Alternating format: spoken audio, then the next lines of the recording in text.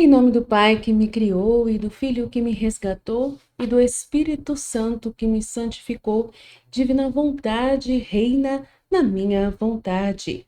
Ó minha mãe, eu te amo, tu me amas, dá-me um gole da vontade divina minha alma. Me abençoa, Mãe, para que todas as minhas ações sejam feitas diante de vossos olhos maternais. Vinde ao Espírito Santo, vinde por meio da poderosa intercessão do Imaculado Coração de Maria, vossa amadíssima esposa e nossa mãe. Amém. Continuando, né, esse tema magnífico que nós estamos estudando, o Livro do Céu, da Luísa Picarreta. Desde já peço que você visite o nosso site www.livrodocel.com.br, compartilhe os vídeos que estamos fazendo, comente todos eles, por favor, né, e dê um like, principalmente para ajudar a plataforma, né, do YouTube, nos ajudar aí a divulgar essa magnífica e santa vontade de Deus que precisa ser amada e conhecida por todos. Então, assim, falando um pouquinho mais sobre o que nós comentamos, né, no outro vídeo, a vontade divina e a vontade humana. Destaca que, realmente, para entrarmos na vontade divina, não há necessidade de caminhos, portas ou chaves, pois o amor de Deus está em todo lugar.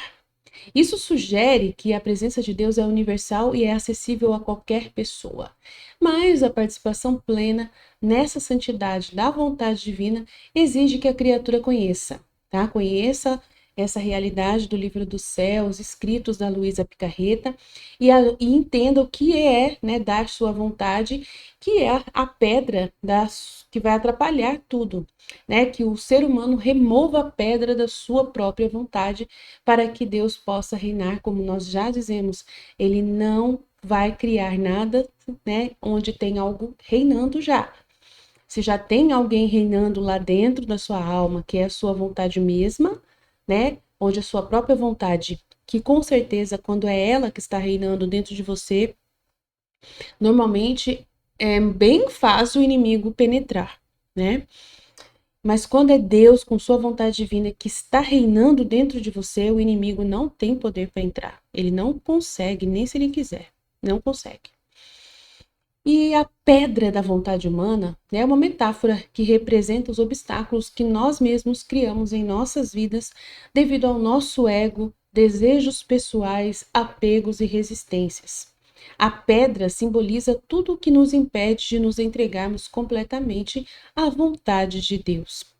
E remover essa pedra significa abrir mão do controle, da autossuficiência e das barreiras que impedem a ação divina em nossas vidas. Quando a alma remove essa pedra, ela permite que o amor de Deus flua livremente, trazendo consigo todos os benefícios espirituais como força, luz e ajuda. Então Deus vai realmente facilitar a vida mesmo plenamente de quem vive com a vontade dele. Ele, de uma certa forma, biloca, né? Ele vem morar, ele sai do céu e cuida, né, plenamente, de uma forma bem específica mesmo dessa pessoa. Ele fala no livro do céu que ele realmente debruça sobre essa alma que vai viver na vontade dele, com a vontade dele, e ele precisa estar plenamente à disposição dessa alma o tempo todo. Então, isso é a maior alegria para ele, é o que ele mais sonhava, de ter a companhia da criatura e não mais se sentir só, né? E quando fala lá no Gênesis, que o homem não esteja só, ele está falando dele mesmo, né?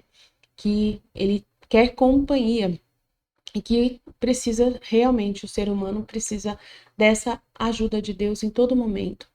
E nós não conseguimos fazer nada sem Deus, nada. Ele é o tudo que precisamos para podermos alcançar qualquer bem nesta terra, qualquer coisa que nos faça, né, frutuosos, venha através da ação divina.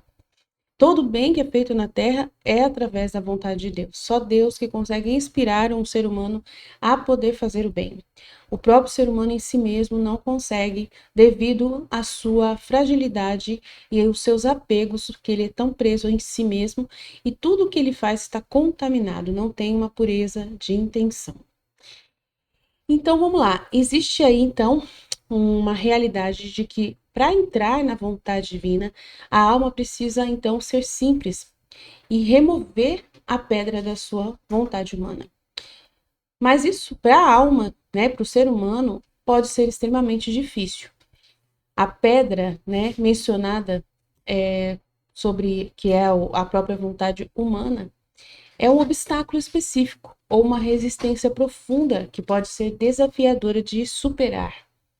E a simplicidade da entrega é a ideia central de que essa é a união que Deus requer. Não requer assim com ações extremas, complexas ou rituais elaborados, mas sim uma entrega sincera, simples e total. E tem uma dificuldade que o próprio pessoa coloca, né, que sua natureza é frequentemente resistente a essa entrega, porque está acostumado a viver com a própria vontade, como já foi dito no outro vídeo. E aí tem vários medos, inseguranças, apegos materiais e, né, de pessoas também, principalmente da opinião das pessoas, é muito apegado à opinião dos outros, e tem o orgulho também, que podem se tornar como uma rocha que bloqueia o caminho. A superação desses obstáculos exige, então, humildade e fé, um desejo genuíno de se conectar com Deus, de viver para Deus, com Deus, por Deus. E esse desejo sincero é destacado, né, que é o suficiente para que a vontade divina ela mesma venha em direção da criatura e se manifeste na alma. E aí Deus, ele realmente diz, se você realmente quer, está tudo já feito. Então, da minha parte, eu que vou ajudar você. Então, como ele sabe que o ser humano tem dificuldades e se você faz essa entrega, ele faz o resto. Ele trabalha para você entender tudo mais. Pouco a pouco, tudo você vai ligando, vai entendendo. Então, da parte de Deus, está tudo feito. Só basta a sua parte. Ele já trabalhou para poder ensinar isso, para ajudar você a entender. Mas você precisa dar a sua parte. Dando a sua parte, tudo acontece. A caridade que os seres humanos vivem entre eles é justamente ajudar uns aos outros a vivenciar essa vida com Deus. Essa é a verdadeira caridade que existe no mundo. Você buscar a Deus, encontrar e depois ajudar o seu irmão também a encontrar. Essa é a única caridade que realmente existe, que vai levar qualquer pessoa para o céu e vai fazer dessa pessoa santa. E é para isso que nós devemos, então, viver primeiro uma grande experiência e, ao mesmo tempo, depois convidar e viver e trazer as pessoas para viver a mesma experiência com Deus. Então, Deus quer realmente fazer acontecer na sua vida, basta você dar a sua vontade. E esse é o poder desse desejo, que a vontade divina responde, então, ao desejo autêntico e incondicional da alma. Quando a criatura está totalmente consciente do que quer, do que significa viver na vontade divina ou que ela quer experimentar e expressa um desejo genuíno através da oração de se unir à vontade de Deus. E aí Deus age imediatamente. A consciência plena, né? Para que isso aconteça, a criatura precisa estar plenamente ciente de que a vontade divina representa e do que ela exige. Isso implica um processo de autoconhecimento e purificação, onde a alma se liberta de tudo o que a afasta de Deus. Então, é um processo que a alma vai realmente consciente saber que ela está penetrando num terreno novo, né? No interesse de Deus de realmente recebê-la e morar na sua alma, que é de caminho de santidade, de mudança radical, de transformação e renúncia dos pecados, dos desejos próprios. Claramente, a pessoa precisa estar plenamente ciente do que ela vai encarar. A purificação da alma. Então, Deus purifica a alma para que ela possa entrar na vontade divina. Essa purificação envolve a remoção de manchas e pecados, mas não substitui a necessidade da confissão sacramental. A purificação divina acontece que Deus, em seu amor e misericórdia, remove as impurezas da alma que impedem a união com Ele. Isso pode ser entendido como um processo de transformação interior, onde a alma é libertada de suas fraquezas e imperfeições. E ainda tem a importância da confissão sacramental, né? Essa purificação não elimina a necessidade da confissão sacramental. A confissão é um ato de humildade e reconhecimento das falhas humanas e continua sendo essencial para a reconciliação com Deus, recebimento da graça, né? Sem a graça também nós não conseguimos de forma alguma santidade, né? Santificação. E principalmente no caso de pecados graves, né, em que a pessoa sabe que ela não deveria fazer tal coisa e mesmo assim faz. Por exemplo, honrar pai e mãe, né? O desobedecer à autoridade do pai e da mãe, isso é um pecado grave. E muitas vezes, mesmo você que vive na vontade divina, está buscando um processo de purificação na vontade divina, pode ser que você não entenda, né, o momento ali que está acontecendo com seu pai, com sua mãe, e você pode agir de uma forma que possa cometer um pecado grave em direção a eles.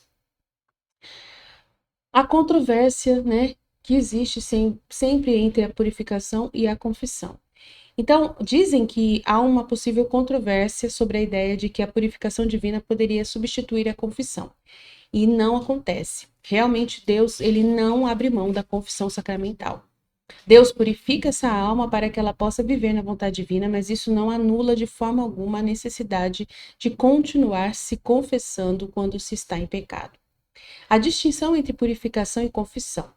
A purificação divina é um ato de graça que prepara a alma para a união com Deus, enquanto a confissão é um sacramento instituído pela Igreja, né, por Jesus, para o perdão dos pecados. Ambas são importantes, mas servem a propósitos claros e diferentes. O texto, então, alerta, né, o que nós estamos estudando, alerta contra interpretações equivocadas que poderiam levar alguém a acreditar que a confissão não é mais necessária. E reforça a importância de seguir os ensinamentos da Santa Igreja, de não confundir a graça divina com os sacramentos. Mas os sacramentos são portadores da graça divina. E é justamente por isso que nós buscamos sacramentos, porque eles são os portais, né, exatos, rápidos da presença da graça de Deus. Então, nós, por isso, não ficamos longe da confissão. Como eu peguei um texto de um sacerdote que está estudando, que está ensinando sobre a divina vontade, ele vai falar dessa forma sobre a confissão, e aí, às vezes, né, ele explica de uma forma, mas que a gente sabe que no catecismo da igreja, os sacramentos, os 7 sacramentos, são claramente os canais da graça de Deus. Sem os sacramentos, você não recebe a graça, então não tem como viver sem sacramentos, tá? Então é isso aí. A vida na vontade divina. Então, viver na vontade divina é descrito como um estado de perfeição, onde a criatura se une ao ato divino e vive a partir dele. Isso implica aí uma transformação radical da sua vida humana, onde a vontade sua humana se alinha completamente, né? Se funde com a vontade de Deus. Ela some, né? A vontade humana é nula, é rejeitada, e é só ouvido o que é a vontade de Deus. Ela se torna um banquinho, só um banco aonde a vontade de Deus reina, onde a vontade de Deus transforma em trono para poder sentar e reinar. A alma que vive na vontade divina, então, une os seus atos aos atos de Deus, tornando-se instrumento de sua graça no mundo. Isso requer uma entrega total e uma constante busca pela santidade. Quando a criatura vive na vontade divina, ela se torna um centro onde a vida de Deus flui livremente. Isso significa que a presença de Deus se manifesta em todos os aspectos da vida da pessoa, guiando suas ações e decisões. Então, vemos aí uma visão profunda e inspiradora entre a relação da vontade humana e a vontade divina, que nos convida a refletir sobre os obstáculos que impedem nossa união com Deus e a importância de um desejo sincero e autêntico de viver a sua vontade. Ao mesmo tempo, ele nos lembra da necessidade da humildade, purificação e obediência aos sacramentos e ensinamentos da Igreja. Essa mensagem, embora de uma jornada espiritual que ainda possa ser muito desafiadora e, né, cansativa, a simplicidade da entrega e a graça de Deus são suficientes para nos conduzir à plenitude da vida divina. Tudo o que precisamos fazer é remover a pedra de nossa vontade e abrir nosso coração ao amor infinito de Deus. O texto, né, que nós estamos estudando é profundamente espiritual e teológico, abordando a relação entre a vontade divina e a criatura humana. Explora como a vontade de Deus permeia toda a criação e como o ser humano pode se conectar a essa vontade vivendo em harmonia com tudo que é criado. Então, vamos fazer essa análise profunda também sobre a criação. Então, a vontade divina age, né, falando sobre a vontade divina e como o ser humano, como criatura, pode agir e viver dessa vontade. A ideia central é que aqui a vontade de Deus é vasta e infinita. né, como um imenso mar, e que o ser humano, em sua pequenez, pode se sentir incapaz de compreender essa vontade ou viver ela plenamente. Refere-se então à vontade divina a um propósito e plano de Deus. É a expressão do amor e da sabedoria de Deus que guia todas as coisas para o bem. O ser humano, em sua limitação, pode se sentir insignificante diante de tanta grandeza infinita de Deus. Mesmo assim, Deus sugere e se alegra, né? Deus se alegra em habitar nesta pequenez da criatura. Ele vem restringir-se na criatura para poder viver nela e fazê-la feliz. É o desejo de Deus, amar, né, e fazer a criatura feliz. E ele vai ser feliz por isso também. Vai aumentar mais a sua felicidade em ver a criatura feliz com ele, né? Desde que ela esteja aberta a ele, não obstrua, né, por outras preocupações e desejos que não estejam alinhados com a vontade de Deus, o caminho de Deus na alma. Então, nós devemos perceber que Deus nos deu 3 auxílios para podermos viver em sua vontade.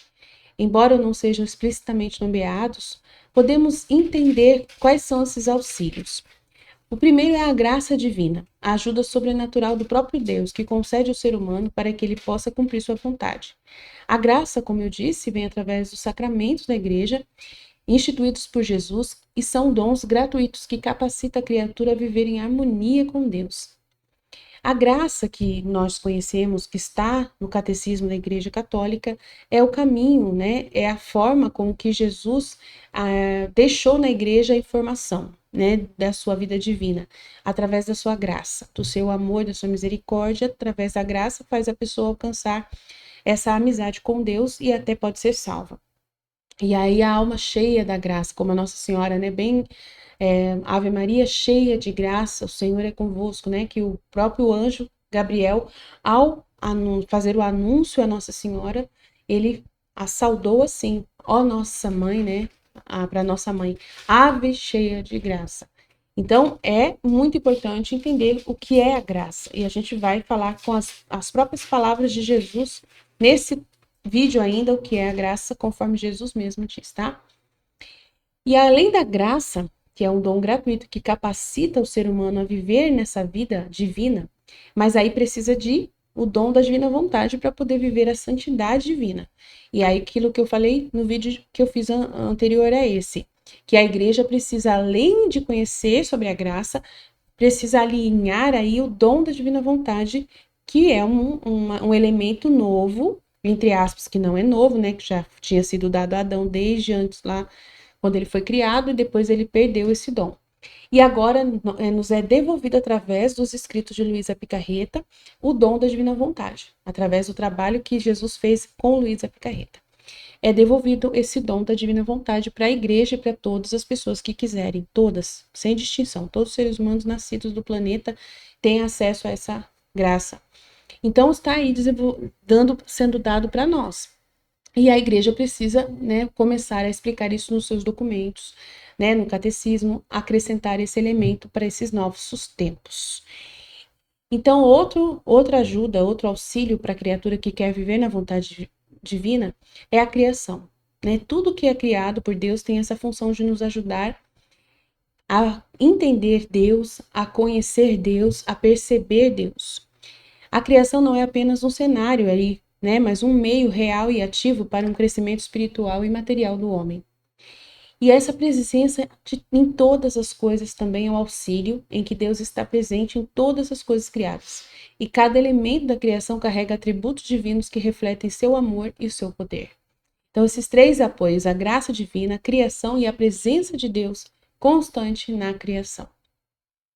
Então, devemos viver plenamente, formando e possuindo em nossas almas esta vida da graça, esta vida divina. Isso remete ao conceito do fiat, do faça-se, que é a expressão da vontade de Deus manifestada na criação. A ideia é que o ser humano pode internalizar e viver a vontade divina em sua própria alma. Fiat refere-se à palavra criadora de Deus, que trouxe todas as coisas à existência, No contexto espiritual, o fiat pode ser entendido como aceitação e alinhamento da vontade humana com a vontade divina. Nossa Senhora disse fiat mihi, né? Faça-se em mim segundo a sua palavra. Então ela claramente colaborou e disse o fiat da redenção. A vida divina é infundida na alma através da graça e da cooperação com a vontade de Deus.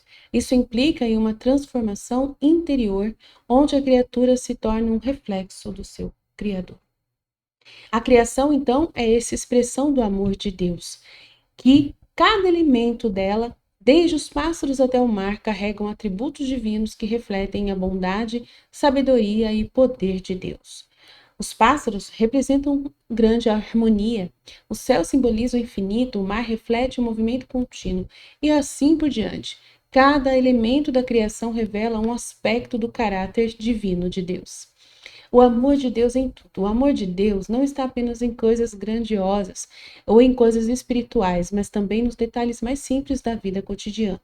Até mesmo as roupas que nós vestimos e as cadeiras em que nos sentamos são expressões do cuidado e do amor de Deus em direção a nós.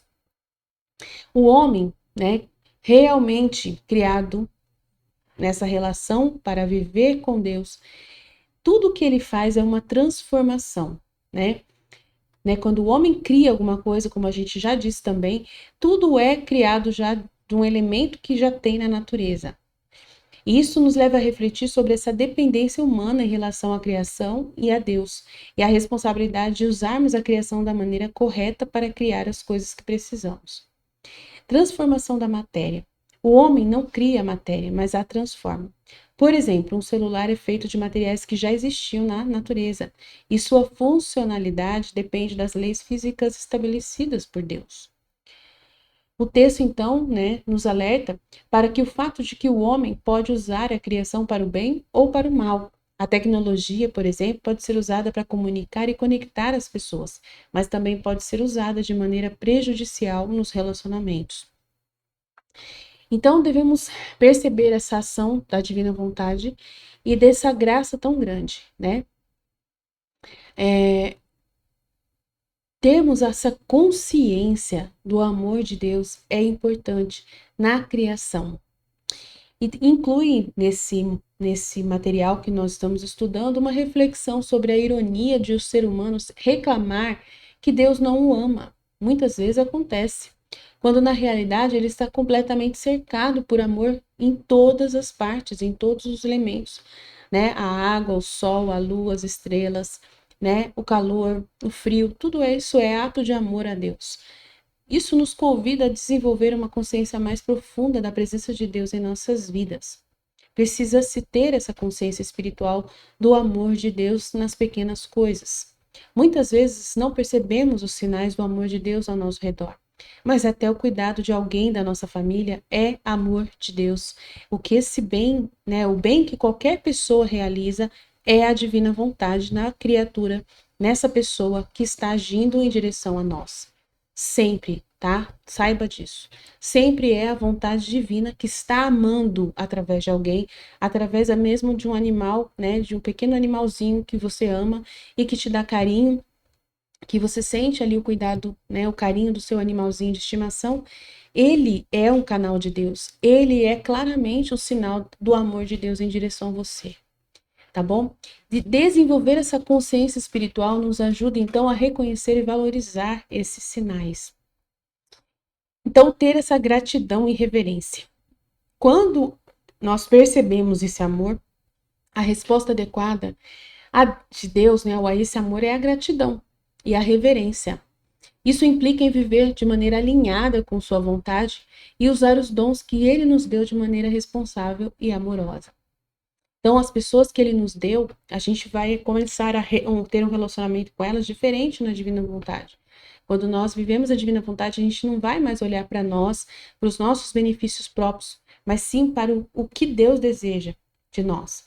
Então, quando nós fazemos qualquer coisa pelo próximo, no nosso dever, é por amor a Deus.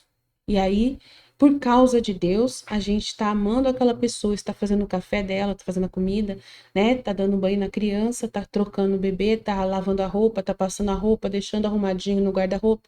Todo esse carinho que nós realizamos em direção ao nosso próximo, todo o cuidado que nós realizamos é Deus em nós. E por causa de Deus nós devemos fazer tudo, não fazer para que alguém nos elogie, não fazer porque é uma obrigação para que você possa ficar sossegado e ninguém enche o seu saco depois, né?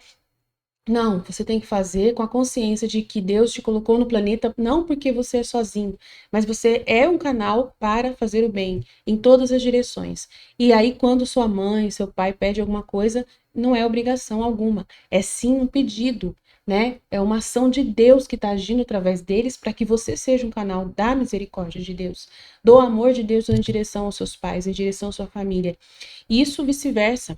Né? Quando o filho também cobra dos pais algum ato, também é um aviso de Deus que está vindo, faça diferente, né? Fale de uma forma mais calma, né? Seja mais agradável, ou lembre-se disso, lembre daquilo. Isso é amor que está sendo destilado de uma certa forma por ação divina através dessas reclamações entre nós, né? Desses murmúrios entre nós. É Deus que está movendo toda essa ação de amor, de cuidado entre nós, para que nós não nos deixamos abandonar, né, ao nosso egoísmo e deixando o próximo sem o cuidado e o auxílio. Então, todo o bem que acontece no planeta vem da divina vontade, vem do ato divino em direção a nós. Do trabalho de Jesus naquela vida que ele viveu para nós, aquela vida que ele viveu na vontade divina por cada um de nós, que esse é um mistério infinito e que nós não podemos esquecer dessa verdade no livro do céu. Então, são conceitos realmente profundos e interligados sobre a relação entre Deus, a criação, o ser humano e o propósito divino em tudo isso. Então, queremos expandir e explicar todos os elementos à medida que a gente puder. Como eu já disse, não vai dar para falar tudo de uma forma plenamente profunda e detalhada em todos os sentidos, porque teria que pegar texto por texto do livro do céu. Mas estamos aqui para elencar alguns conceitos principais para que atraia você a querer mergulhar de verdade nos escritos da serva de Deus, Luísa Pica Rita. E os atributos de Deus e seu amor. Deus é descrito como a fonte de todos os atributos positivos, como amor, bondade, misericórdia e sabedoria. O amor de Deus não é apenas um sentimento, mas uma força criativa e sustentadora que permeia toda a criação. Esse amor se manifesta de maneira humilde, pois Deus, de uma certa forma, sim, se humilha ao se revelar nas coisas criadas, mesmo que elas não sejam Ele próprio. Isso significa que, embora a criação reflita a glória e a bondade de Deus, ela não é divina em si mesma. A distinção entre Deus e a criação é crucial para evitar o panteísmo, que é a ideia de que tudo é Deus.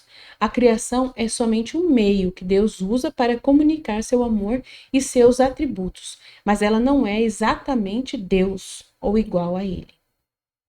Deus criou o universo e tudo o que nele existe com um propósito específico: revelar-se e compartilhar seu amor conosco. A criação não é um fim em si mesma, mas um meio para que Deus nos dê seus dons e nos conduza a Ele. Isso significa que todas as coisas criadas, desde as estrelas do céu até as flores no campo, têm uma função dentro do plano divino. Elas não existem por acaso, mas para nos ajudar a crescer, nos sustentar e nos levar a reconhecer a presença de Deus em nossas vidas. Então, a mente humana, infelizmente, não compreende todo esse amor de Deus. Ela é traiçoeira. O que significa que temos, sim, muita dificuldade, como nós falamos no texto anterior, né, de compreender a existência de Deus, de aceitar a forma como Deus age no planeta, né? Muitos preferem ser ateus e desistir de Deus, rejeitar a Deus, né? Acham que é melhor, né, viver somente no ambiente da Terra e no próprio cérebro, né? Na própria sua dimensão humana e não querer de forma alguma transcender para fora, né, de si em direção ao algo que é invisível, não quer, né, dessa forma agir. E é triste. Então, são pessoas que são ingratas, plenamente ingratas. Jesus considera elas assim. E elas querem, né, elas vê essa dificuldade de compreender plenamente os mistérios de Deus e sua criação, né? E por isso elas preferem desistir. né, resistir e desistir de tentar. Infelizmente, muitas vezes vemos Deus sendo reduzido a nossas próprias ideias ou expectativas, mas ele não é nada disso. Ele claramente existe em si próprio e vem se revelar, né, plenamente como ele é e transcende plenamente a nossa compreensão. Isso é evidente quando as pessoas tentam explicar Deus ou a criação com base em conceitos limitados, como a ciência ou a filosofia, sem reconhecer a dimensão espiritual das revelações que já são fixas, né, de Deus em direção a nós. Então, as pessoas querem desconsiderar as revelações que já estão sendo dadas através da igreja e dos seus membros, né? Então, é muito, muito sério, muito sério. Então, muitas vezes, o cientista, né, o doutor mencionado, pode ser uma metáfora, né, pode falar. No caso aqui, não é metáfora, mas pode ser aquela pessoa que tenta explicar tudo apenas com base na razão humana, sem considerar a revelação divina, né? A pessoa que é o estudioso, o racionalista, que a gente comentou, e a gente vai falar sobre isso ainda nesse vídeo, tá? Então, a vontade humana tem um papel importante na criação, né? Ela foi criada por Deus. Nossa vontade humana foi criada por Deus. Ele deu para nós memória, inteligência e vontade. Então, ela é para ser alinhada com a vontade de Deus. Ela foi criada para isso. E quando assim acontece, nos tornamos co-criadores, ajudando a sustentar e nutrir o mundo, né? A vida humana. Nossos atos, quando guiados pelo amor e pela virtude, penetram profundamente em nossa alma e na alma dos outros, cumprindo uma dupla função. Nos transformam e também impactam o mundo ao nosso redor. Isso significa que a nossa vontade, unida com a vontade de Deus, pode trazer harmonia e crescimento para a criação e o bem para os outros. Então, o ser humano é realmente o rei da criação, né? Foi colocado por Deus para que domine sobre todas as coisas criadas. Como muitas vezes se diz, ser rei implica em responsabilidade, né? Mas a criação não existe simplesmente para nos servir. Em vez disso, ela foi feita, né, para servir a Deus e os propósitos de Deus em direção a nós. Devemos então nos alinhar ao propósito de Deus. Quando nos colocamos no centro e tentamos dominar a natureza por nosso próprio egoísmo, acabamos perturbando o equilíbrio da Terra, e isso explica porque às vezes a natureza parece se voltar contra nós.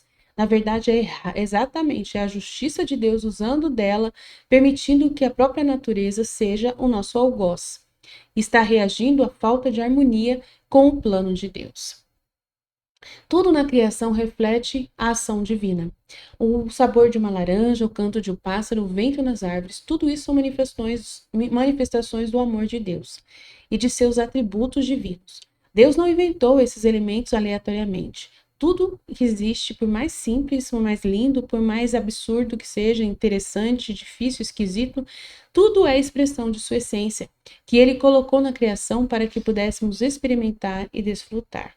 Quando abraçamos uma árvore ou apreciamos o mar, estamos, de certa forma, experimentando um pouco do amor e da beleza de Deus e da sua plena sabedoria em todos esses elementos tão incríveis que ele criou.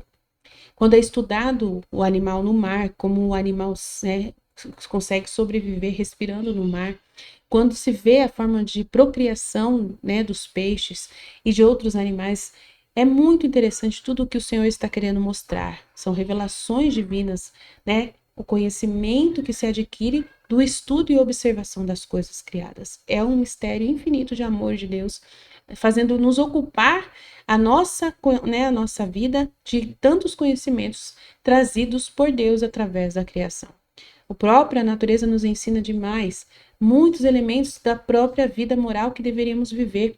Jesus usa a natureza como elementos morais para nos, né, ele fala que as árvores são melhores vestidas que o ser humano, que as flores são melhores enfeitadas que a mulher, por causa da falta de pudor que o ser humano, né, não tem mais, infelizmente. Então, Jesus compara o ser humano com a natureza e fica triste de ver o homem tão despudorado e tão, né, se enfeiando com a forma como está lidando com o próprio corpo. Então, é muito importante que o fiat que é dado, né, Da mesma forma, a criação espera o sim, o fiat de cada um de nós, da nossa decisão de nos alinharmos com a vontade de Deus e cooperarmos com o seu plano. Esse faça-te, né, que nós vamos dar, esse sim, não é apenas um evento do passado, mas um chamado contínuo para cada geração. E a existência da vida em outros planetas e como isso se relaciona com o plano de Deus é muito interessante, independente de onde exista a vida, o propósito central de Deus é a salvação e a união com Ele. Se existem outros seres inteligentes no universo, eles também fazem parte do plano divino para algum propósito. Mas a encarnação de Jesus como ser humano na Terra é já uma definição única e central para o entendimento do quanto a humanidade é central nos planos divinos. A possibilidade de vida, então, fora do planeta, não diminui a importância do centro que o ser humano ocupa no plano de Deus por causa da encarnação do Verbo divino. A encarnação de Jesus é um evento único e central na história da salvação. Deus poderia então ter escolhido outras formas de se revelar, mas ele escolheu se tornar ser humano para nos salvar e nos unir a ele. Isso nos lembra que o ser humano ocupa realmente o centro, o lugar central na criação, pois somos capazes de nos unir a Deus e somos os únicos de uma maneira única a recebermos Deus como nossa, né, como morada em nós. As outras criaturas não têm essa moradia, a alma, que nós vamos também explicar sobre ela nesse vídeo ainda. Então, vamos refletir sobre essa relação com a criação e conosco mesmo e com Deus, que nos lembra que tudo foi criado por amor e com um propósito, e que nossa missão é reconhecer e viver esse propósito. Quando nos alinhamos com a vontade de Deus, nos tornamos participantes ativos de seu plano, ajudando a trazer harmonia e beleza para o mundo. A criação não é apenas um cenário para a nossa existência, como já foi dito, mas um chamado contínuo para nos aproximarmos mais de Deus e o experimentarmos em todas as coisas criadas. Jesus também vai falar sobre outros temas, né, que a gente quer tratar aqui. Ele traz também a realidade de que nós, né, temos muitas paixões herdadas, né, da nossa vontade humana. Podemos falar, por exemplo, de Adão e Eva, os primeiros humanos, segundo a narrativa bíblica, que viveram o pecado e introduziu, né, através do pecado original, o sofrimento e as paixões desordenadas no mundo. A união com Deus, portanto, seria um retorno ao estado de harmonia original antes da queda.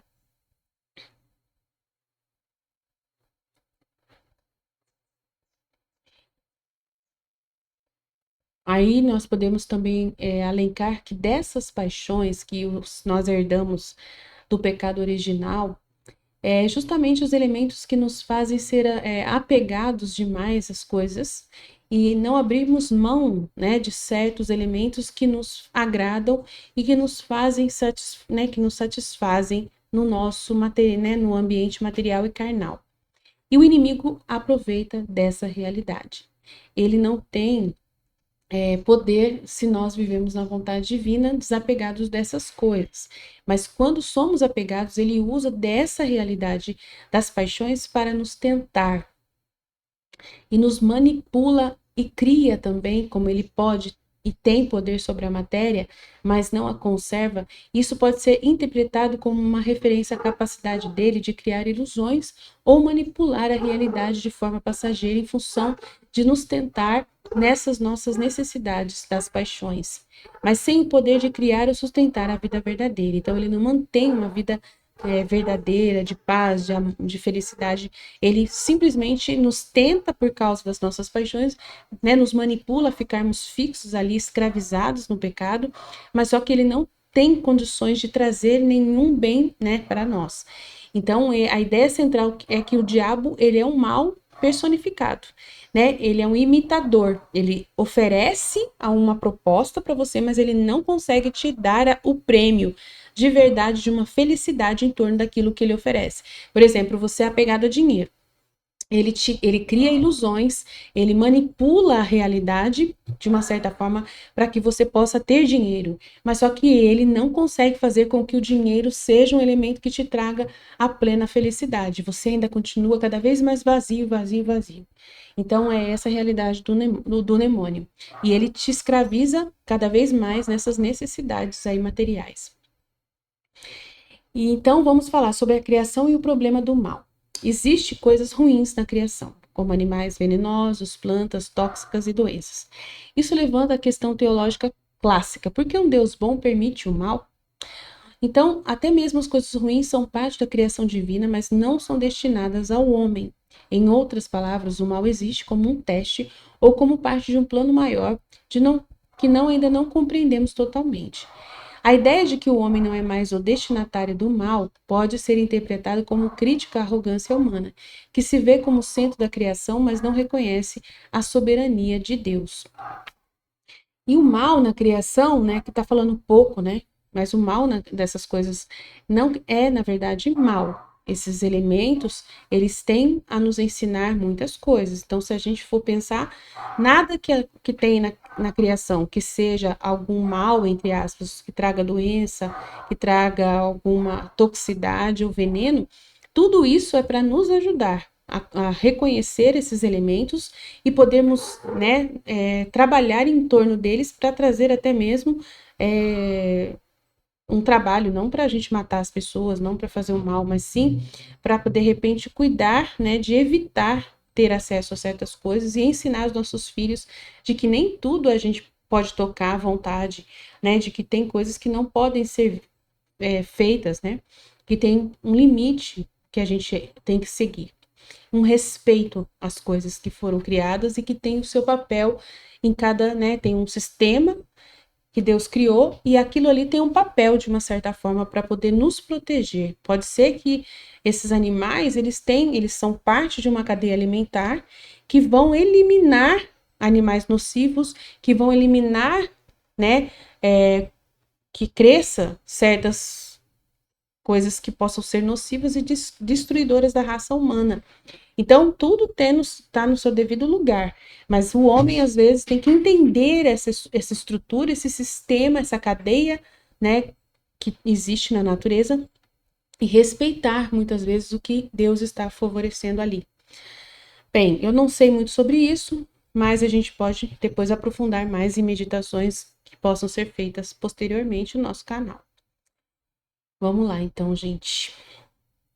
Então, a vontade divina atua em todas as coisas, desde os atos humanos até os elementos da natureza, como a água e o ar.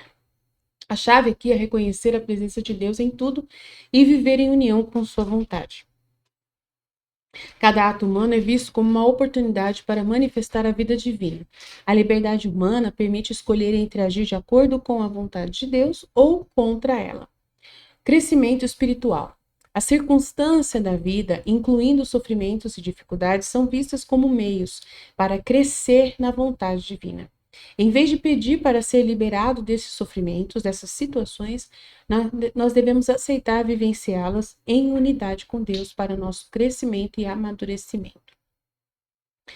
Então, devemos ver, né, a vontade divina com uma visão esperançosa, aonde ela transformará o mundo, como a gente já disse nesse terceiro fiat da santificação, nesse reino e cumprimento do Pai Nosso na terra, que vai trazer paz e harmonia.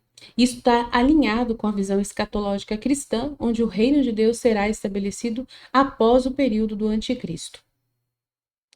O texto apresenta, então, esse texto que a gente está estudando, uma visão profundamente espiritual e teológica, explorando temas como a natureza do mal, a vontade divina, a humildade humana e a esperança escatológica.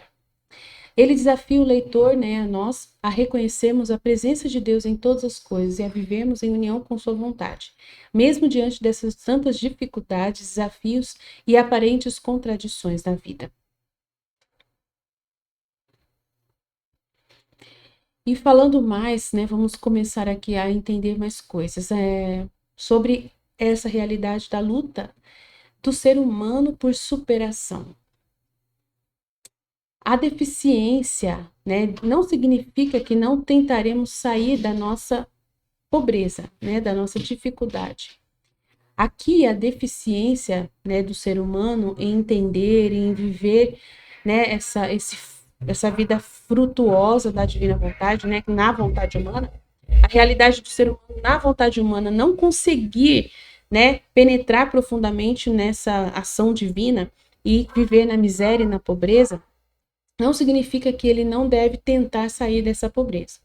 Então, essa deficiência da vontade humana sem Deus pode ser interpretada, né, como uma limitação no sentido de que é uma condição de desvantagem social, espiritual, e não se limita à falta de recursos, mas também à pobreza de espírito, né, de uma oportunidade e de dar sentido, de desejar dar sentido à vida. E essa superação, né, diante dessa limitação do homem, que precisa se encontrar com Deus e se aliar a Deus e tê-lo como apoio, tê-lo como ajuda, e ser dependente dele, ter ele como elemento, né, ter o próprio Deus como nosso apoiador, nosso amigo, nossa companhia para sempre, né? O ser humano ter essa capacidade de lutar para melhorar essa condição. Isso remete a uma resiliência, a uma habilidade psicológica que permite às pessoas enfrentarem as adversidades e se reconstruírem diante delas, né? Em todo esse sentido de buscar esse crescimento que ainda lhes falta. A miséria da vontade humana é uma realidade compreensível, mas não deve ser aceita passivamente. E devemos ser os seres humanos em busca de um sentido, né? Então, mesmo nas piores circunstâncias, devemos encontrar um propósito que nos impulsione a seguir em frente.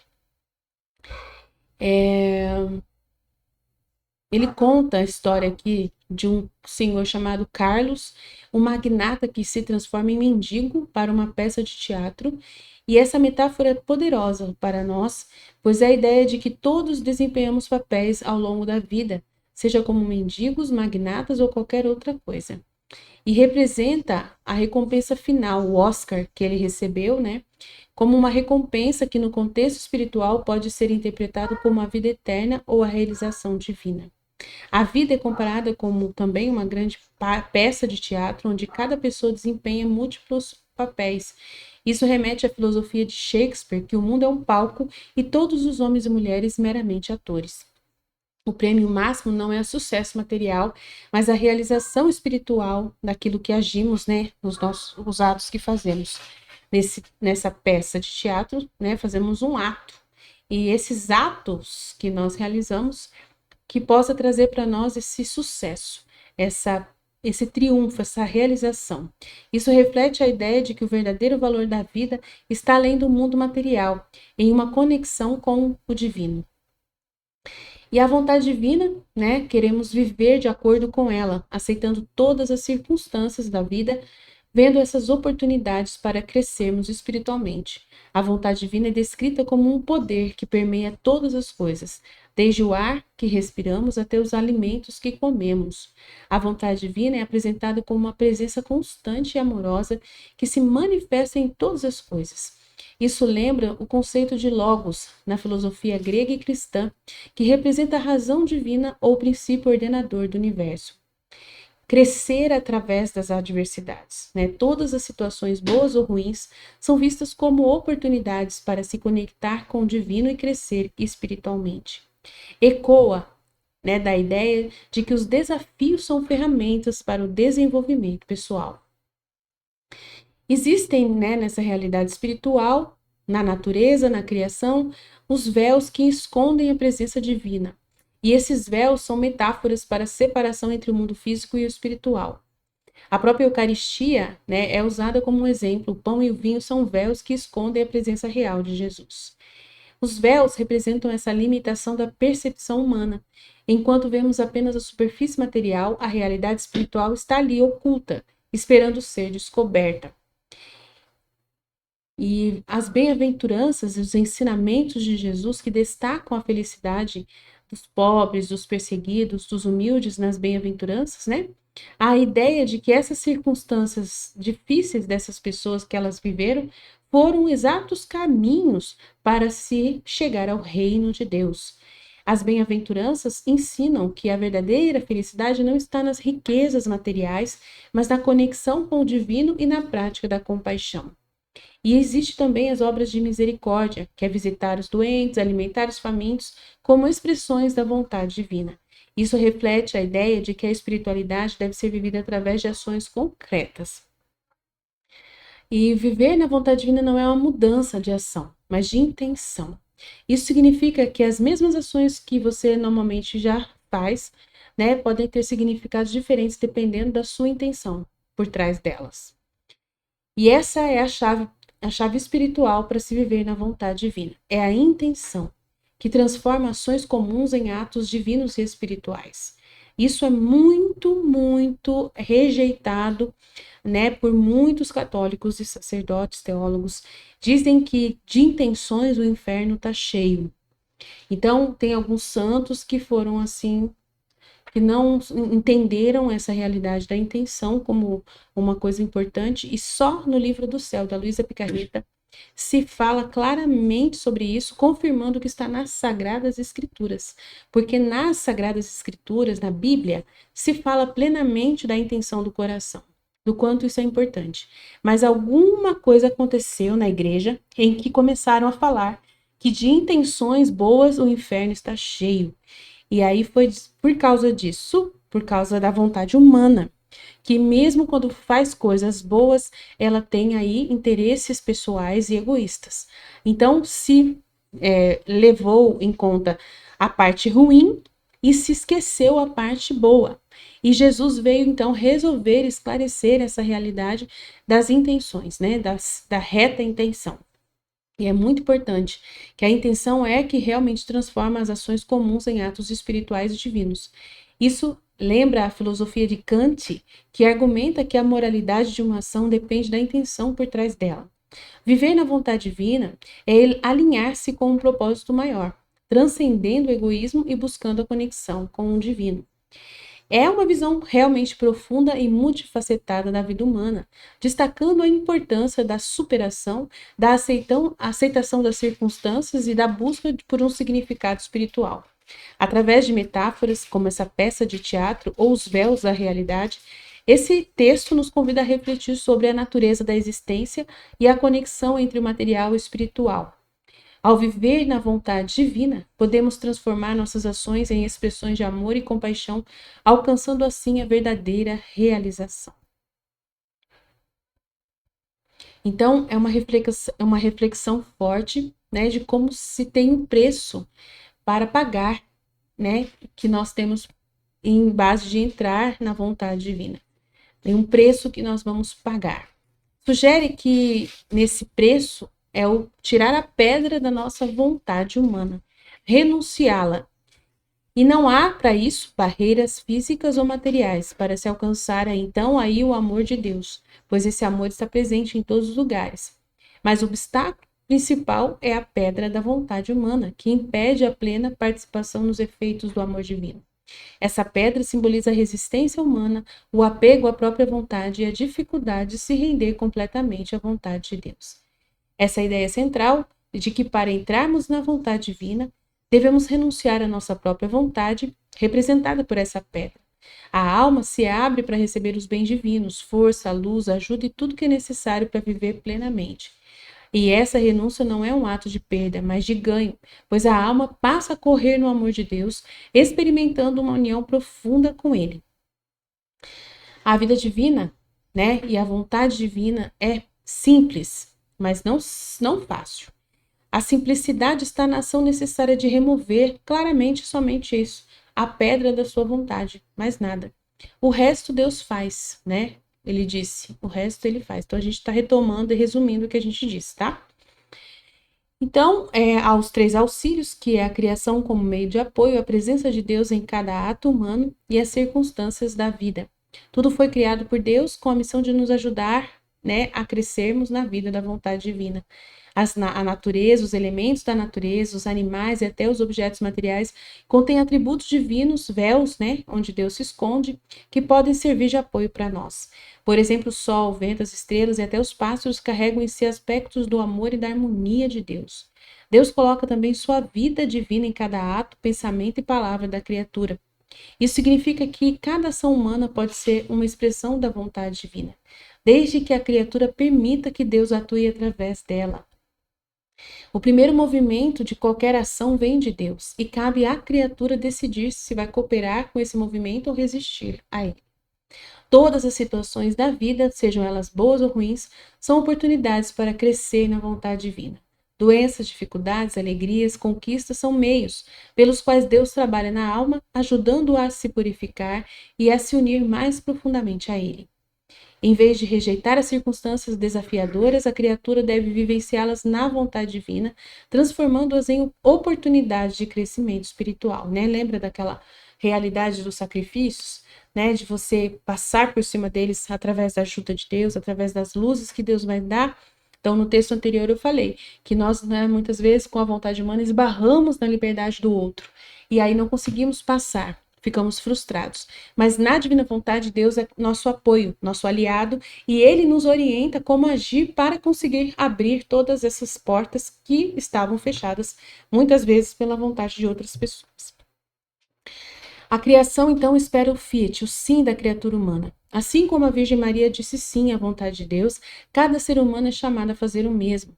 Quando a criatura diz sim à vontade divina, ela não apenas se beneficia, mas também cumpre o propósito para o qual a criação foi destinada. A purificação da alma enfatiza que Deus remove todas as manchas e pecados para que a criatura possa viver na vontade divina. No entanto, ele deixa claro que isso não substitui a necessidade da confissão sacramental. A purificação divina é um processo contínuo que ocorre em paralelo com os sacramentos da Igreja. Essa distinção é importante para evitar mal-entendidos. Não se sugere aqui que a vontade divina vai dispensar a necessidade da confissão dos pecados e reforça a importância de viver uma vida de santidade, onde a vontade humana se alinha cada vez mais com a vontade de Deus. E esta beleza do viver na vontade divina, quando a criatura se abre para essa vontade, ela experimenta uma transformação profunda, onde todos os seus atos, pensamentos e palavras se tornam expressões do amor de Deus. A vida na vontade divina não é uma fuga da realidade, mas uma imersão mais profunda nela, onde todas as circunstâncias são vistas como oportunidades de crescimento espiritual. Em última análise, o texto convida a todos a refletirmos sobre a nossa própria vida e a identificarmos todas as pedras que nos impedem a plena unidade com a vontade divina. E nos oferece, assim, esse texto, uma visão esperançosa, mostrando que com a ajuda de Deus é possível remover todas essas pedras e viver uma vida plena e significativa em harmonia com o amor divino. O tema da vontade divina é central na espiritualidade e em muitas outras tradições religiosas. Desafia o ser humano a transcender seus próprios desejos e a buscar uma conexão mais profunda com o divino. Oferece para nós uma visão rica e detalhada desse processo, todo esse material, né, do Livro do Céu, mostrando que, embora a jornada possa ser desafiadora, difícil, mas é repleta da graça e da transformação interior. E nada pode nos impedir, somente a própria vontade, né? Você pode sozinho resistir a tudo isso. E nós vamos falar sobre essa realidade. Do que é a alma, né? É muito importante a gente entender a alma. A alma é descrita como o que distingue o homem do animal. Ela é imortal e tem um destino eterno, seja de união com Deus ou de separação dele. A alma é o que nos torna capazes de amar, escolher e buscar a santidade. A alma é frequentemente associada à razão, à consciência e à liberdade. Ela é o que nos permite transcender a mera existência material e buscar um propósito superior. Cuidar da alma significa cultivar virtudes como o amor, a humildade e a justiça, e evitar vícios que a corrompem como o egoísmo e a ira. Existe, então, uma batalha muito forte e Jesus vem nos alertar contra as ciladas de Satanás, que se apresenta de forma enganosa, muitas vezes sob aparência inócua ou benévola. A vigilância espiritual, alimentada pela oração e pela conexão com Deus, é essencial para perceber e combater essas insídias do mal contra a nossa alma.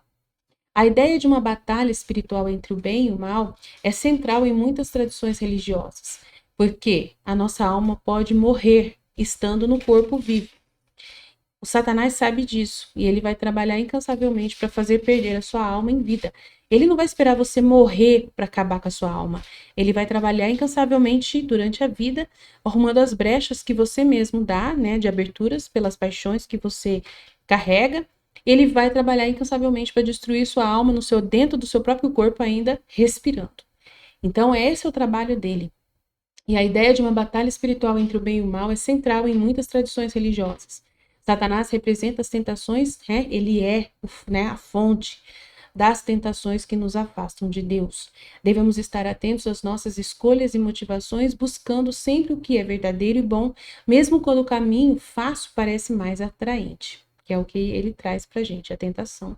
Traz para a gente caminhos mais simples, mais fáceis, mas está nos enganando e é nessa hora que a nossa alma pode ficar aprisionada nas mãos do bicho. E aí, de tão apegada, ela pode morrer sem alimento da verdade. O amor a Deus e ao próximo. O amor que está, né, na nossa alma e precisa ser buscada por ela, é apresentada como mandamento central, a base de tudo, tudo. Amar a Deus e ao próximo é a condição para a paz e a felicidade, tanto na terra quanto no céu. Esse amor, ágape, é a essência do evangelho. Jesus resume toda a lei e os profetas no mandamento de amar a Deus e ao próximo, conforme Mateus 22, 37 e 40. Isso nos desafia a viver de forma altruísta, colocando o bem-estar dos outros acima de nossos próprios interesses. É o base para a nossa alma não morrer, é o amor a Deus e ao próximo. É o que vai fazer a nossa alma não se perder. E esse amor precisa ser um amor onde se entende a revelação feita através de Jesus Cristo, né, que é o amor a Deus e ao próximo, ele que revelou isso no seu evangelho. E assim, quando nós amamos o próximo, nós estamos sendo canal de Deus. Então, se não estamos sendo canal de Deus para fazer o bem para o próximo e levar o próximo a Deus, não é amor de verdade, é outra coisa. É posse, é interesse pessoal sobre a pessoa, é outra coisa. Queremos sugar o que a pessoa tem a oferecer para a gente, né? Querendo possuir aquela pessoa como um servo, como um escravo, né, sexual, material, seja o que for que essa pessoa for fazer. Você pode muitas vezes tratar até sua própria mãe como escrava sua e não amá-la como Deus deseja, né? Muitas vezes tem filhos que amam os seus pais tratando eles como escravos, como servos. Acredite se quiser. E não é o amor que Deus, né, deu para nós vivermos entre nós. Então, devemos refletir sobre como é o amor. Muitos maridos utilizam suas esposas ou namorados, namoram com suas mulheres e usam das suas mulheres também como escravas sexuais ou escravas de serviços domésticos. Elas servem somente para satisfazer as suas necessidades. E não existe um amor verdadeiro nessa relação. Então, muitas pessoas vivem assim. Vice-versa, tanto homem quanto também mulheres. Mulheres também tratam homens também, muitas vezes, como escravos delas. Então, vamos lá. A consciência da mortalidade da alma, né, do corpo, na verdade, do corpo, e a imortalidade da alma, nos leva a refletir sobre o significado da vida e buscar um legado que transcenda dessa existência material. Nos incentiva, então, a priorizar o que é eterno, como o amor e a bondade, em vez de nos apegarmos ao que é temporário, como riquezas e prazeres efêmeros.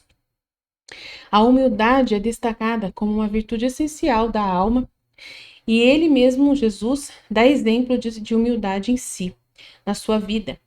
E os seus seguidores são chamados a imitá-lo. A sinceridade, tanto com Deus quanto os outros, também é enfatizada por Jesus nessa realidade da alma.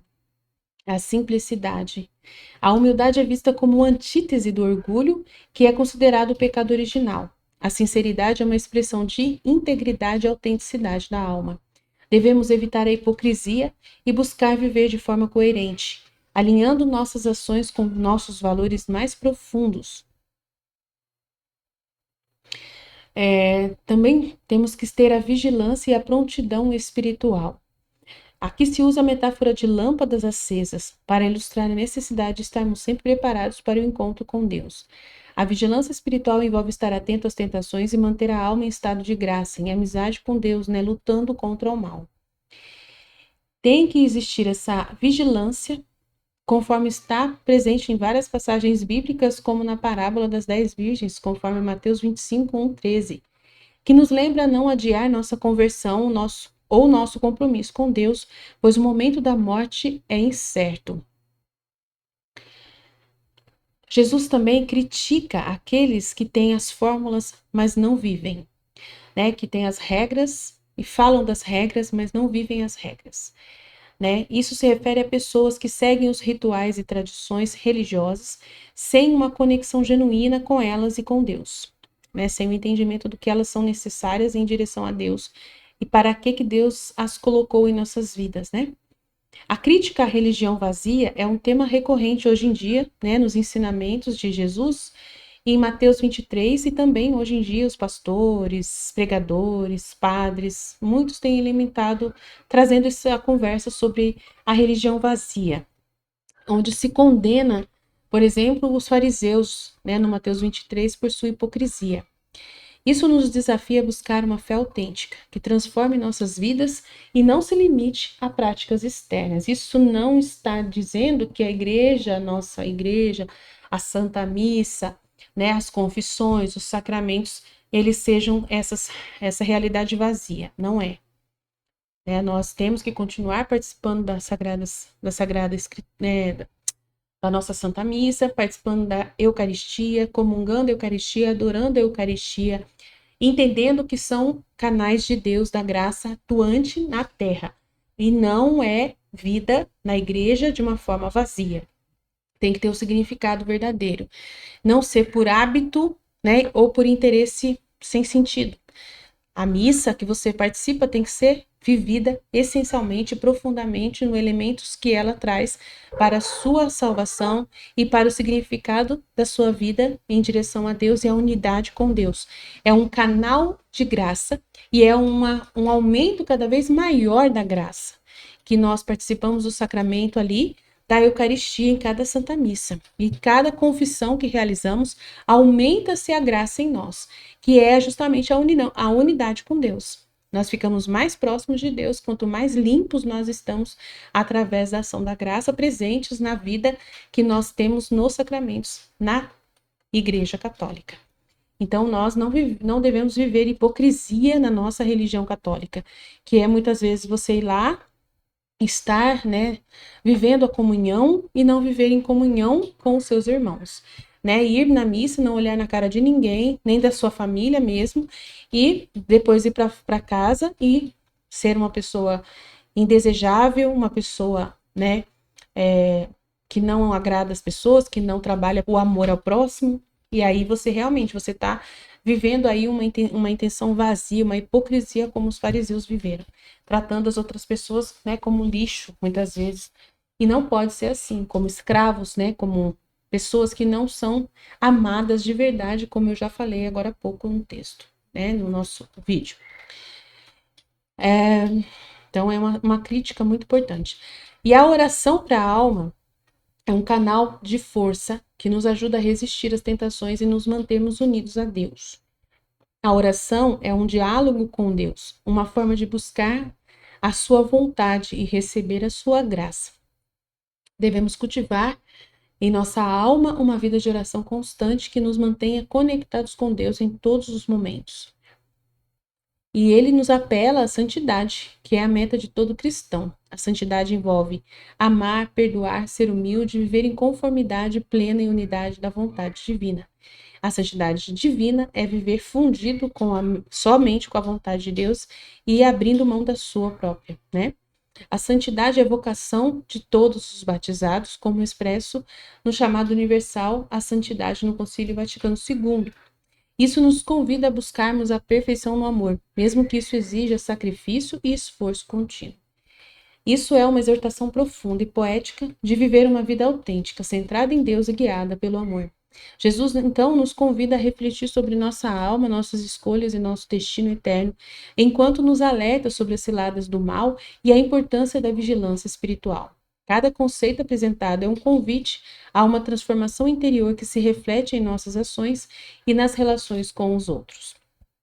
Então, é muito importante tudo que Jesus está oferecendo para nós, né? Toda essa realidade, né?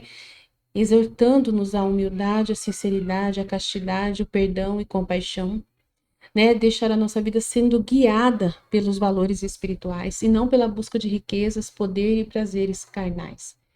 O homem foi criado por Deus com liberdade e capacidade de julgamento. E o destino do homem é a santidade, mas ele deve escolher viver de acordo com a vontade de Deus.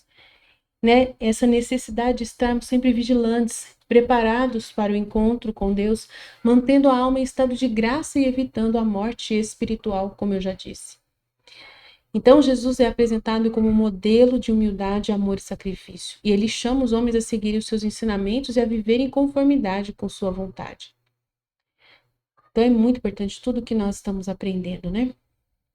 São Tomás de Aquino, um dos mais influentes filósofos e teólogos da tradição cristã, aborda a questão da alma imortal em sua obra, particularmente na Suma Teológica e no comentário à Alma de Aristóteles.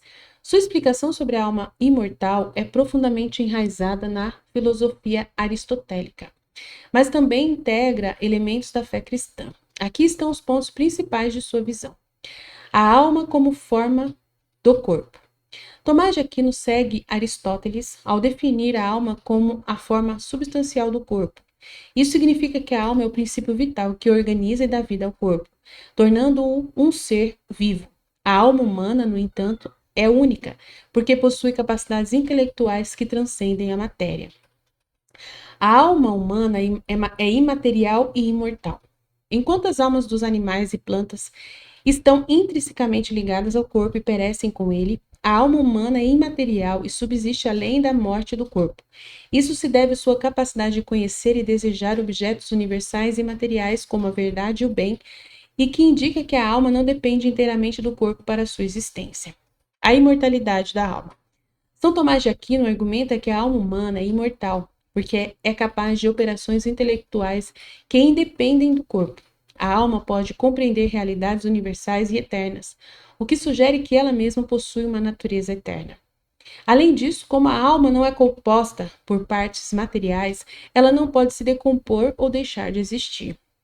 Embora a alma seja imortal, São Tomás de Aquino também defende a doutrina cristã da revelação dada por Jesus da ressurreição dos corpos. Ele acredita que, no fim dos tempos, como Jesus disse, as almas serão reunidas a seus corpos glorificados, completando assim a natureza humana. A imortalidade da alma, também ensinada por Jesus, está diretamente relacionada aos seus ensinamentos e à visão cristã da vida após a morte. São Tomás de Aquino ensina que a alma após a morte pode alcançar a visão beatífica de Deus, que é a felicidade eterna e o fim último do ser humano.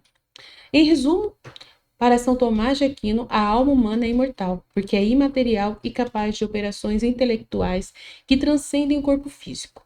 Sua imortalidade é um reflexo de sua natureza espiritual e de seu destino eterno na unidade com Deus. A graça, sob uma perspectiva espiritual e teológica, vai ser o elemento necessário para poder a alma chegar a essa imortalidade, né, benéfica, beatífica. Porém, ela também pode, né, perder essa felicidade eterna através de uma morte espiritual. E a graça é o elemento que vai trazer a vida espiritual, a vida plena espiritual. A graça, então, é descrita como a presença de Deus dentro da alma, manifestada como luz, força e sabedoria divina. É um dom sublime e o maior presente que Deus pode conceder, fruto do seu amor infinito.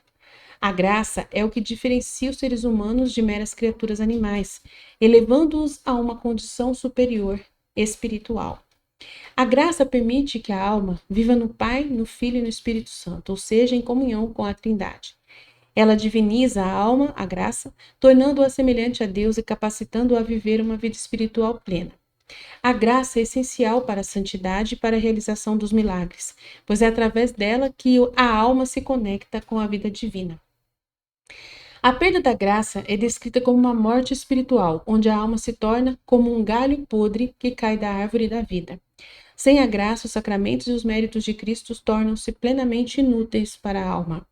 O pecado mortal destrói a graça e o pecado venial a desintegra, e as imperfeições a enfraquecem. Graus da graça. Nem todas as almas possuem a graça na mesma medida.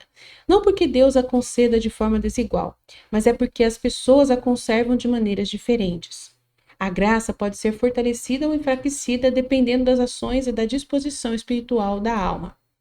Almas que vivem em conformidade com a vontade de Deus praticam a castidade, a misericórdia, a humildade e a oração, que são mais capazes de cultivar e expandir a graça em si mesmas. Frutificação da graça. A graça produz frutos espirituais que variam conforme sua intensidade na alma. Almas que se dedicam ao crescimento espiritual são comparadas a terras férteis, enquanto as almas negligentes são como terras estéreis. A graça, quando bem cultivada, transforma-se em uma árvore de vida eterna, atraindo a atenção e o amor de Deus, da Virgem Maria e dos anjos. A graça é apresentada como o fundamento da vida espiritual e a chave para a santidade. O texto enfatiza que a crise espiritual do mundo está relacionada ao declínio da graça nas almas. A mensagem final é um chamado para vivermos em conformidade com a graça, buscando a santidade e a comunhão com Deus. A graça é um dom divino que eleva o ser humano à condição de filho de Deus, permitindo-lhe viver uma vida espiritual plena e conectada à Trindade. A graça é essencial para a santidade, mas pode ser perdida ou enfraquecida pelo pecado e pela negligência espiritual. O texto conclui como um apelo para que as almas cultivem a graça em suas vidas, buscando a santidade e a comunhão com Deus. A graça, ela é dita no livro do céu, né? Também, mas ela é menos do que o dom da divina vontade. E aí nós temos que ainda falar mais sobre isso. Então, no próximo texto, a gente vai trabalhar sobre isso.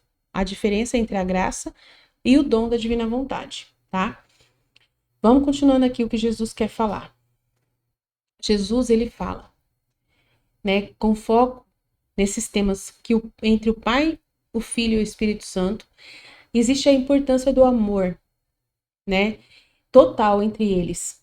E o que eles realmente querem explanar para fora né, da Trindade. Amor. E há uma necessidade de um renascimento do Espírito, unindo-se a Deus através dos sacramentos, principalmente da Eucaristia. E na vigilância na oração, nessa luta espiritual entre a luz e as trevas. E conhecermos o uso adequado do conhecimento, da revelação nos dada por Deus, colocando ela em primeiro lugar acima dos conhecimentos humanos científicos. Então vamos destacar o que Deus quer falar. Jesus, ele vai falar que sua existência depende do Pai e que foi o amor do Pai que o enviou ao mundo. O Espírito Santo é descrito como o amor que deve habitar no coração das pessoas, para que elas possam entender e viver a doutrina de Jesus. Então, essa existência de Jesus encarnado, tá? Depende do Pai. Foi o Pai que o enviou para a Terra. O Pai que gerou também na Trindade Jesus, né? Ele é gerado, não criado, consubstancial ao Pai. Então, ele não existiria se não tivesse o Pai, com certeza. Então, sempre a gente tem que entender essa relação do Pai e o Filho. Jesus afirma que é necessário nascer de novo no Espírito para alcançar a vida eterna. Ele diferencia os seres humanos dos animais, destacando que os humanos são responsáveis por buscar esse renascimento espiritual com sua boa vontade, enquanto os animais não têm essa possibilidade nem responsabilidade. O Espírito Santo é enviado para esclarecer a verdade e guiar todas as almas. Jesus sublinha que o Espírito Santo foi enviado após sua ascensão ao céu, para continuar a obra de iluminação e santificação através da fé. Eucaristia e presença de Jesus. Jesus menciona que está plenamente real e presente na Eucaristia, com seu corpo, sangue, alma e divindade, como Deus e irmão de todos os que têm fé. Ele critica aqueles que, apesar de terem acesso à luz, preferem viver nas trevas, sem a fé. Jesus condena a preferência humana pelas trevas, pela feiura e por interesses baixos e terrenos, em vez de buscar a luz e a verdade. Ele critica o uso inadequado da fala, do coração e do conhecimento, que são frequentemente direcionados para o mal em vez do bem. Jesus distingue entre a ciência humana, que pode ser destrutiva quando desvinculada do amor, e a ciência divina comunicada pelo Espírito da Verdade. Ele alerta que o conhecimento humano, sem o equilíbrio do amor, se torna uma ferramenta de destruição e uma negação de Deus. Jesus exorta as pessoas a abandonarem a iniquidade e a seguirem o bem, que implica pureza, misericórdia, justiça e humildade. Ele lamenta que as pessoas investem mais no mal do que no bem, mesmo que o pequeno esforço em direção ao bem já seria suficiente para a salvação. Então, Jesus enfatiza a importância do amor, do renascimento no espírito, da Eucaristia e da busca da verdade, enquanto critica o comportamento humano que se afasta desses princípios divinos.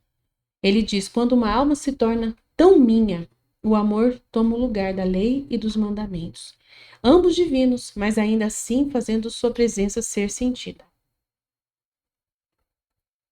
Eles são como arreios colocados em sua animalidade para que ela não se levante e caia de precipícios. Mas o amor não tem peso. Não é um freio que exerce coerção. É uma força que guia você e também o liberta de sua humanidade. Quando uma alma ama verdadeiramente, o amor toma o lugar de todo o resto. Ela é como uma criança pequena nos braços de sua mãe, que o alimenta, o veste, o coloca para dormir, o lava, o leva para passear e o coloca no berço para seu próprio bem. O amor é o enfermeiro místico que eleva as almas destinadas ao céu. Então, o amor toma o lugar da lei e dos mandamentos de uma alma que é de Jesus. O amor não tem peso. O amor não tem freio para exercer coerção. O amor é uma força que guia você e te liberta, das suas paixões humanas, da terra. Quando uma alma ama verdadeiramente, o amor toma o lugar de todo o resto. Ela é como uma criança nos braços de sua mãe, que o alimenta, o veste, o coloca para dormir, o lava, o leva para passear ou o coloca no berço para o seu próprio bem. O amor faz isso. O amor, então, é o enfermeiro místico que eleva as almas destinadas ao céu. Jesus vai dizer: despojai-vos não somente daquilo que constitui o fardo da pura humanidade, mas também daquilo que é preocupação espiritual. Agora eu vou explicar o que é isso, para que você não interprete mal minha expressão. A ansiedade espiritual não é aquele esforço saudável, com todas as forças intelectuais em direção a Deus. A ansiedade espiritual é aquela ansiedade que às vezes toma conta até das almas mais avançadas na santidade e que consiste no medo de não ter tempo de fazer tudo, e espiritualmente falando, que se gostaria de fazer. Tudo o que Deus parece querer da alma. O medo de se desligar da oração por medo de não poder saborear esse fluxo claro de doçura que eu te envio. O medo de nunca mais poder encontrá-lo. Esses medos ainda são resquícios da vontade humana, que se infiltra na espiritualidade e a prejudica. Devemos seguir o caminho do Espírito com firmeza e tranquilidade, sem essas ansiedades e medos. Sou eu quem cria o tempo. Não terei eu o tempo suficiente para cada alma que se confia a mim? Sou eu que faço fluir em ti a onda da graça e administro tudo no tempo certo. Se eu te chamei com 60 anos, dá tempo suficiente de poder você dar tudo o que eu quero. Posso, portanto, regular seu fluxo e enviar-lhe minhas luzes nos momentos mais propícios. Se você ficar perturbado nas suas orações, isso não é motivo para ansiedade, desde que não seja você voluntariamente, por razões humanas e pessoais, que se afaste da oração. Neste caso, é certo que a fonte seca ou é desviada para outras almas abertas à oração.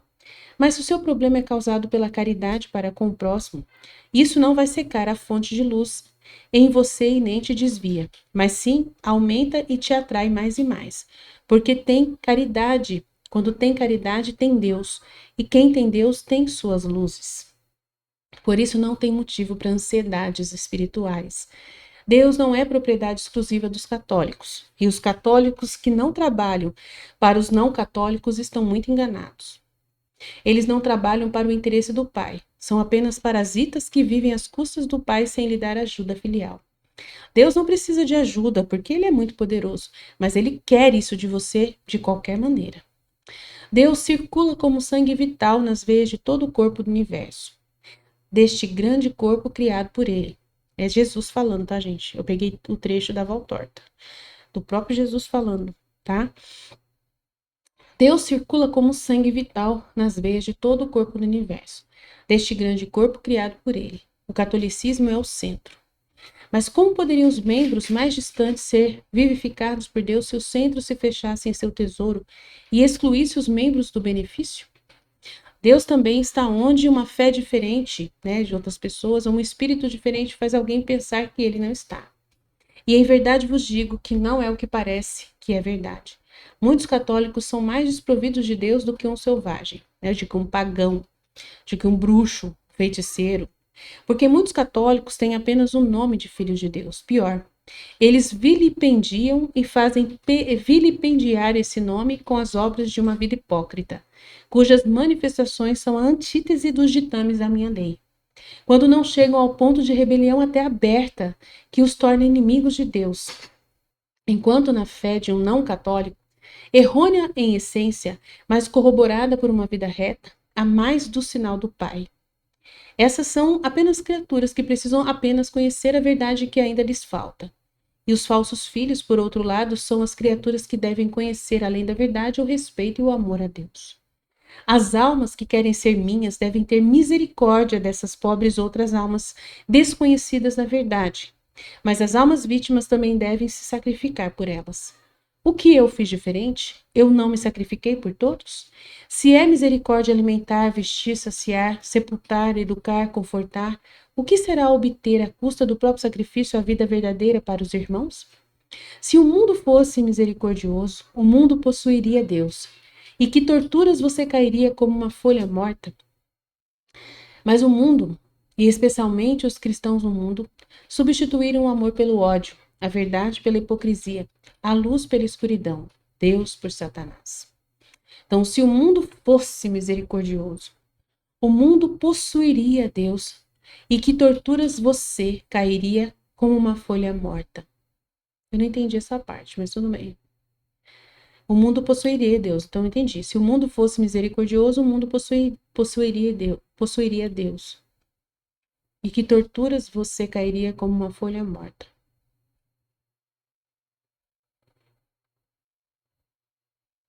Essa tradução talvez falhou alguma coisa, não sei. Mas o mundo, especialmente os cristãos no mundo, substituíram o amor pelo ódio, a verdade pela hipocrisia, a luz pela escuridão, Deus por Satanás.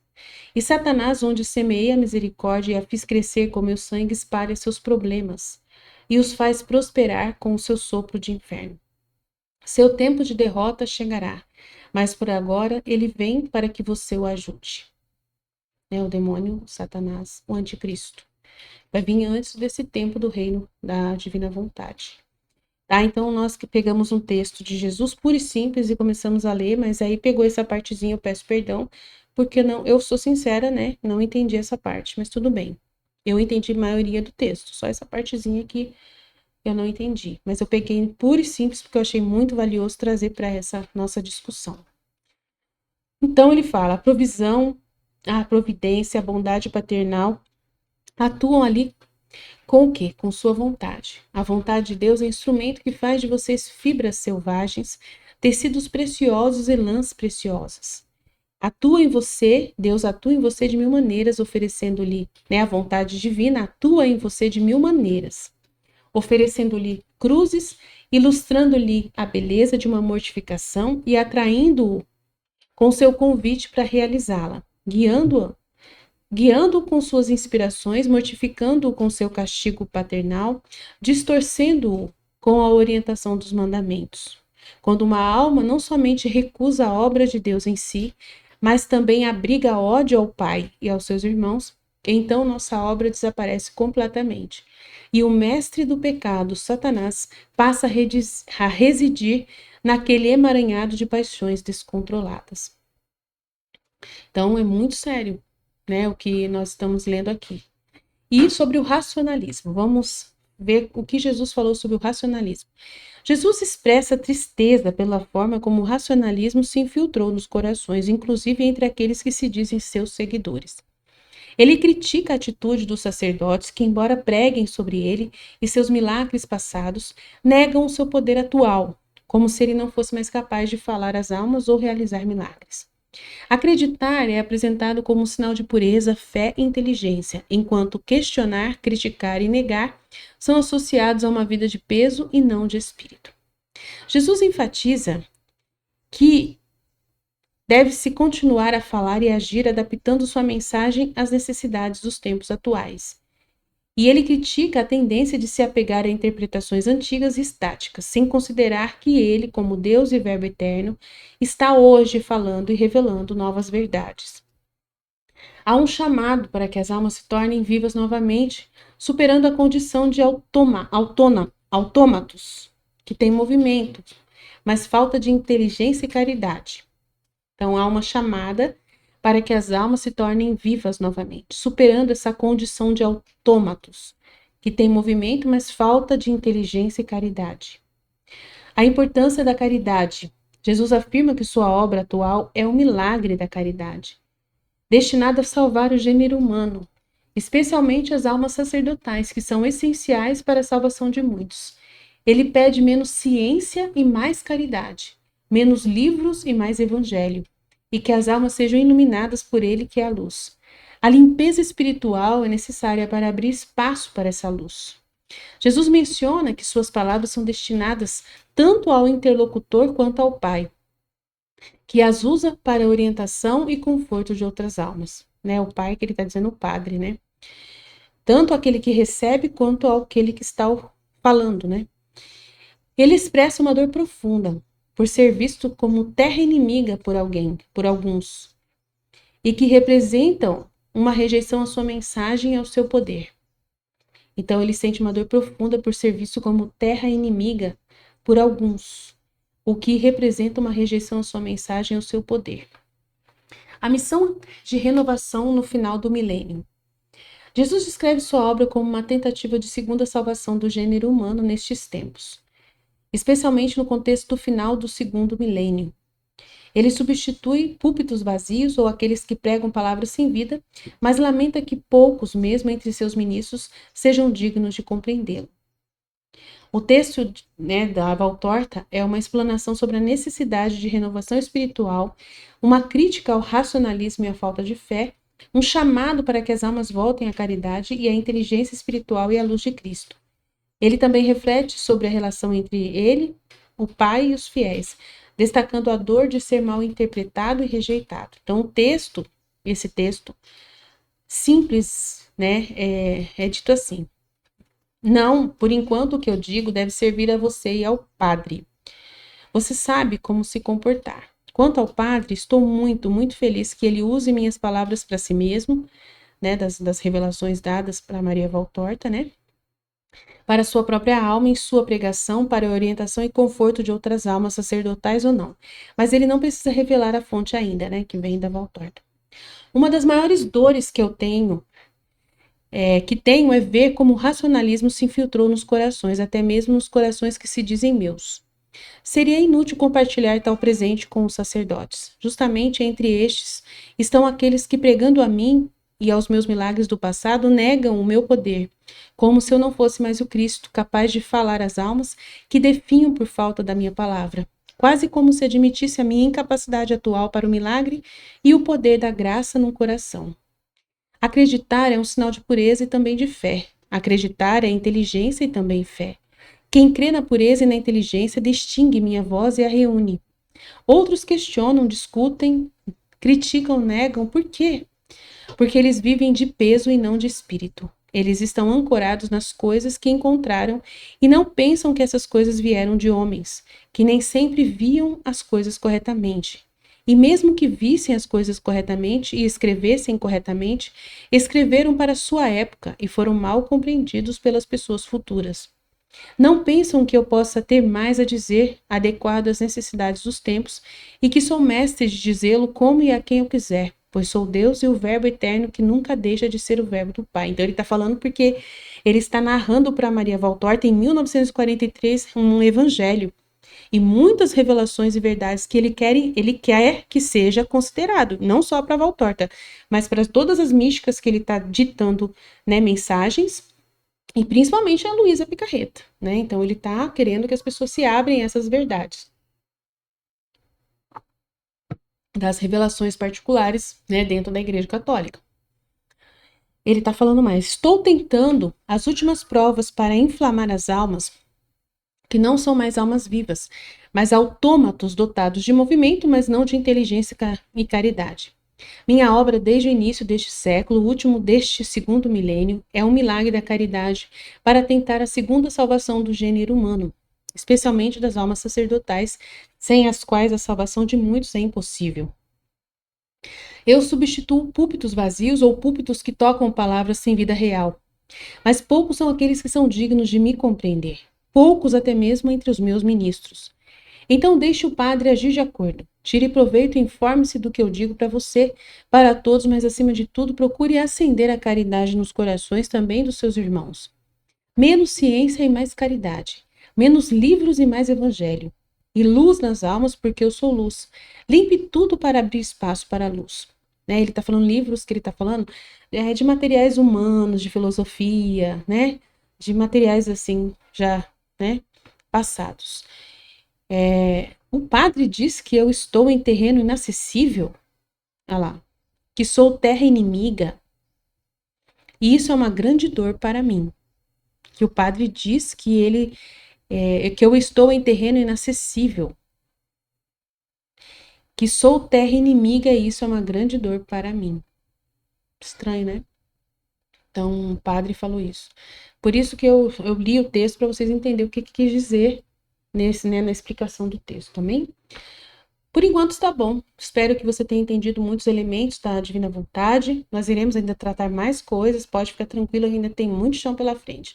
Mas espero estar ajudando a você a se interessar mais e mais pelos escritos da serva de Deus Luísa Picarreta e até da Valtorta e outros mais que nós também trazemos aqui no nosso canal. Estivemos reunidos, continuaremos sempre no amor e na misericórdia desse Deus infinito e poderoso, Pai, Filho e Espírito Santo. Amém. Jesus, eu confio em vós.